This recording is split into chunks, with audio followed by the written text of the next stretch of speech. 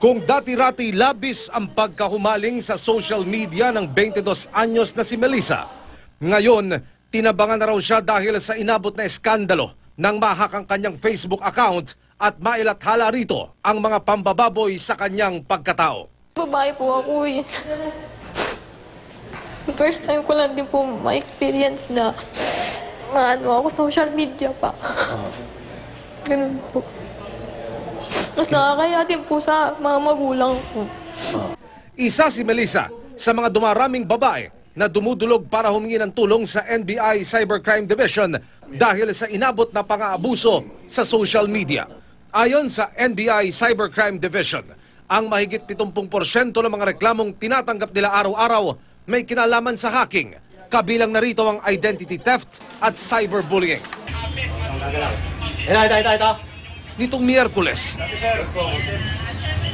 na-entrap ng NBI ang grade 12 student na si Christian Hill Guaves. Nahack daw ng binata ang account ng 22 anyos na online seller na si Cheska at nakuha ang mga pribadong larawan ng dalaga. Minessage niya po ako na ganito, gusto ko daw po ba sumikat? Sabi ko, who you?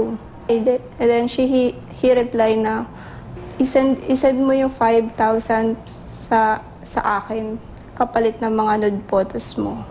Sa ebidensyang hawak ng NBI, makikita sa screenshot kung paano bastusin ang suspect ang dalaga at paano niya minadali ang pagpapadala ng bayad sa kanya.